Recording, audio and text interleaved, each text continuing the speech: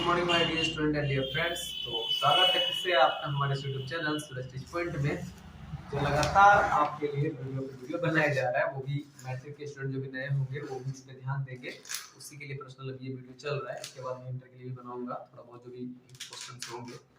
तो अभी मैंने पिछले वाले वीडियो में माध्य बनाने बताया था कि किस तरह से हम लोग माध्य बनाएंगे, माध्य वर्गीकृत माध्य और अवर्गीकृत माध्य को हम लोग कैसे समझते हैं और उसको कैसे बनाते हैं। ठीक है, तो मेरे मैथ्स के बना देने के बाद एक्सरसाइज को मैंने जब देखा, एक्सरसाइज में जो एनसीईआरटी का बुक और जो भारतीय वर्ग का बुक है मैथ्स का, उस दोनों में सवाल बनने योग्य था। आप दोनों का सवाल उस तरह से बना सकते हैं जैसे मैंने पिछले वीडियो में बनाया। एक्सरसाइज आप बनाइए, जो सवाल डिस्टर्ब करेगा उसको मैं फिर से बना दूंगा, है ना।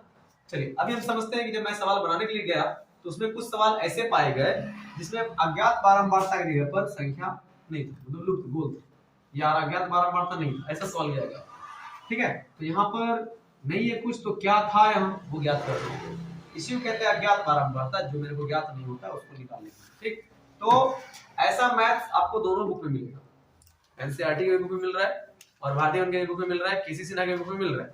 तो हम क्या कहेंगे कि जो भारतीय वन का बुक है, जो लड़के भारतीय वन से पढ़ रहे होंगे, उसका SP 34 यानी पेज नंबर 34 SP 34 होगा नंबर पेज का, वहां जाएंगे, वहां पे 7 का 1 नंबर क्वेश्चन, SP 34 में 7 का 1 नंबर क्वेश्चन आपको ऐसा ही है, यही है। और जो एनसीईआरटी वाले विद्यार्थी होंगे जो एनसीईआरटी बुक से बना रहे हैं, उसका एक्सरसाइज 14.1 का तीसरा क्वेश्चन ऐसा ही, जिसमें अज्ञात बारंबारता ज्ञात करने का बात आ रहा है। तो अज्ञात बारंबारता जब भी मेरे को ज्ञात करना होगा तो सबसे पहले आप यहाँ पर ध्यान दीजिएगा कि अज्ञात बारंबारता ज्ञात करें जबकि उनका समांतर माध्य 50 है। यहाँ माध्य दिया हुआ है, जब भी कभी अज्ञात बारंबारता ज्ञात करना हो ना तो उसका माध्य यहाँ दिया हुआ है, तो माध्य मेरे को दिया हुआ है, हमको क्या ज्ञात करना है, ये अज्ञात बारंबारता। तो हम क्या करेंगे, चलिए फिर से वही प्रोसेस अपनाएंगे जैसे हम पहले बना रहे थे वैसे भी बनाएंगे। पहले आपको क्या करना है, वर्ग अंतराल का ध्यान रखना, वर्ग अंतराल। ठीक है, वर्ग अंतराल कितने कितने का है, 0 से 20, 20 से 40, 40 से 50, 50 से 60, 60 से 70, 70 से 80 और 80 से 20 का था ना, तो 0 से 20, 20 से 40, 40 से 60, 60 से 80, 80 से 100। ठीक है, वो मैंने 10-10 के ले लिया चल के। ठीक है, मैंने वर्ग अंतराल ले लिए, 1 2 3 4 5, 1 2 3 4 5। ठीक है, और दूसरा कॉलम मेरे को बनाना है बारंबारता का। तो बच्चों बारंबारता को क्या बोलते हैं इंग्लिश में, फ्रीक्वेंसी। इसको क्या लिखेंगे, बारंबारता हो गया मेरा। बारंबारता मेरा कितना कितना है, 16, यहाँ पे तो नहीं है, उसको मान लेते हैं P का P, फिर आपका 30 है, फिर आपका 32 है और फिर आपका 14। ठीक है, बारंबारता उतार ली मैंने, ये मेरा वर्ग अंतराल हो गया और ये मेरा बारंबारता हो गया। बारंबारता में यहाँ पे P लिखा हुआ है, मतलब यहाँ पे कुछ भी नहीं है, इसलिए इसको खाली भी लिख सकते हैं। और कुछ मान लीजिए कि अज्ञात बारंबारता X है या Y है, या एग्जाम में अगर क्वेश्चन आ गया कि P मान लो तो P ही मान लेंगे हम, या फिर अपने से कुछ भी मानिए X Y P। ठीक है, अब आपको एक घर किसका चाहिए, मैंने पहले भी बताए थे, पिछले वीडियो में मैंने बताया, एक मेरे को माध्य निकालने के लिए वर्ग चिन्ह तो चाहिए।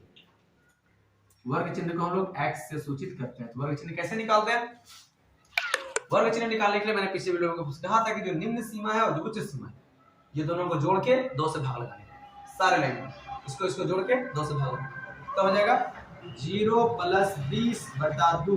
तो 20 का 20 हो गया, नीचे 2 रह गया, तो 20 से कर गया 10 बार में, तो वर्ग चिन्ह इसका 10 हो गया पहले वाले, है ना। दूसरा क्या है, 20 और 40 को जोड़िए, 20 + 40/2, तो 20 40 60 और बटा 2 कितना हो गए, 30 आया। यहाँ पर हमको 30 लिखना पड़ेगा। उसी प्रकार से ये दोनों को जोड़ेंगे तो 60 40 100, 100 को 2 से भाग देंगे तो 50।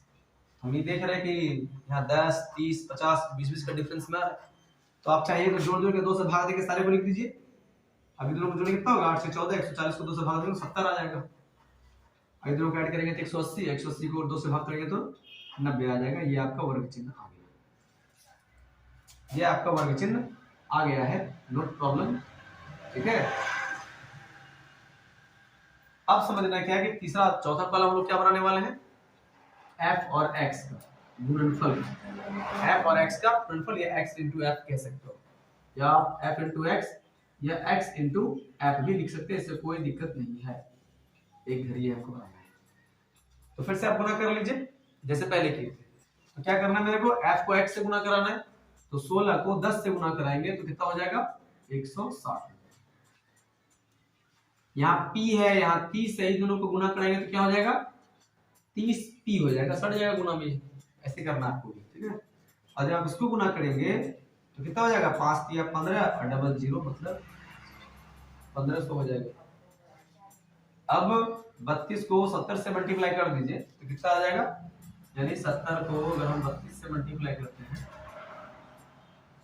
ऐसे तो 7 दूनी 14, 1 7 21 22 मतलब 0 है कि नहीं, तो 0 0 7 दूनी 14 4 15 1 7 21 22 का मतलब है 0 4 2 2, यानी यहाँ पे मेरा आ रहा है 2 2 4 0, मैंने गुना कर लिया। अब फाइनली गुना क्या करना है 14 को 90 से, 14 को 90 से आप गुना करेंगे कितना आ जाएगा, 14 को 90 से गुना करेंगे तो 0 0 और 9 चौके 36 3 9 इकाई 9 9 3 12, इसका मतलब 0 6 2 1 ये 1260 आया है, ठीक है ना। ध्यान से समझिए, तो मैंने इसको मल्टीप्लाई करा के यहाँ लिख दिया, अज्ञात बारंबारता में जो कि खाली था उसको मैंने मल्टीप्लाई करके यहाँ लिख दिया। अब अगला क्या चाहिए मेरे को, अगर समांतर माध्य कहिए या प्रत्यक्ष विधि वाला माध्य कहिए, दोनों सेम है, समांतर माध्य को ही प्रत्यक्ष विधि माध्य भी कहते हैं। मेरा माध्य दिया हुआ उधर पहले से, और समांतर माध्य निकालने का फॉर्मूला क्या होता है, क्योंकि समांतर माध्य निकालिए या प्रत्यक्ष विधि का माध्य निकालिए, फॉर्मूला यही है सिग्मा एफ एक्स बटा सिग्मा एफ, यही फॉर्मूला सिग्मा एफ एक्स बटा सिग्मा एफ ही फॉर्मूला है प्रत्यक्ष विधि का भी और समांतर माध्य का। तो सर माध्य तो पहले से दे रखा है, यानी कि ये इसका वैल्यू वो पहले से दिया है 50, ठीक है। तो हम लोग क्या करने वाले हैं कि पहले सिग्मा एफ निकालेंगे, तो एफ वाले का क्या कहते हैं सिग्मा एफ, और इसको भी कर लेंगे सिग्मा एफ एक्स, ठीक है। जब सिग्मा एफ का मतलब है कि कुल एफ का मान बताइए, तो कुल एफ का मान क्या है, पहले हम सबको जोड़ लेंगे, तो p को छोड़ देते हैं, पहले इसको जोड़ लेते हैं संख्या को, ठीक है। जोड़िए तो 6 2 8 8 4 12, एक रहा, फिर 1 3 1 4 4 3 7 7 1 8 और 8 1 9, ये मेरा हो गया 92। संख्या को जोड़ने पर 92 आया है, इसमें p बच रहा है तो प्लस p आप लिख दीजिए ऐसे, प्लस p हो गया, ठीक है ना, यानी कि 92 प्लस p, क्योंकि p तो कोई संख्या है नहीं जो जुड़ जाएगा इसमें, इसलिए p को अलग से रखेंगे जोड़। अब आपको सिग्मा fx में इसको जोड़ लेना है, यहाँ पर भी आप p वाले को छोड़ दीजिए, इन सबको पहले जोड़ लीजिए, जोड़ लेते हैं इसको भी, 0 0 0 0 मतलब 1 0 हो गया, 6 0 6 6 4 10 और 10 6 16, 6 हाथ में 1, अब यहाँ से 1 5 5 1 6 6 2 8 8 2 10 और 10 1 11 का 1 हाथ में फिर से रहा 1, फाइनली क्या जोड़ लेंगे इसको, 2 1 3 3 1 4 4 1 5, ये हो गया 5160, यानी मैंने संख्या को जोड़ लिए इसको छोड़ के। अब इसको मैं चूंकि वो p वाला है वो संख्या में जुड़ेगा नहीं, इसलिए इसको हम ऐसे रखेंगे, ठीक है। तो मैंने क्या किए, बारंबारता को भी जोड़ लिए पूरा, और मैंने इसका भी सम निकाल लिए। अब हमको क्या करना है, इसको फॉर्मूला पे रखना है कि चूंकि ऐसे लिखेंगे कि माध्य का मान तो पहले से 50 दिया, मैं देखो 50 इक्वल, अब सिग्मा एफएक्स का मान चाहिए तो वो तो मेरा ये है, देखिए 51 60 प्लस 30p ऐसे, ठीक है ना। तो सिग्मा एफएक्स ये जो मेरा आया टोटल मैंने लिख दिया उधर। अब नीचे क्या है, सिग्मा एफ का मान 92 प्लस 2, तो 92 प्लस p आ गया, तो सिग्मा एफएक्स और सिग्मा एफ का मान मैंने लिखा, अब माध्य पहले से दिया हुआ था उसको मैंने पीछे लिख दिया। अब आप क्या करेंगे, यहाँ से ये भाग में ये बराबर में है, इसके अंदर कुछ नहीं तो 1 डाल दीजिए, यही बटा आ जाएगा यही बटा आ जाएगा, इसको पलट के गुना भी देंगे, तो क्या करेंगे या 50/1 मल्टीप्लाई में बदलने पे डिवाइड उलट जाएगा। तो 92 प्लस p ऊपर हो गया और ये 5160 प्लस 30p नीचे आ गया। आप लोग ऐसे करेंगे ठीक है। चलिए तो अब क्या करना है, ये 50 दोनों से गुणा करेगा, ऐसा होता है।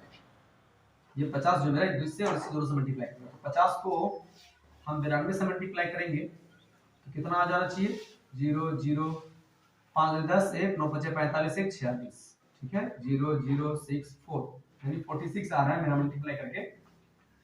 इसको अब इससे मल्टीप्लाई करके क्या है 4600, अभी जो प्लस है दे दीजिए आप।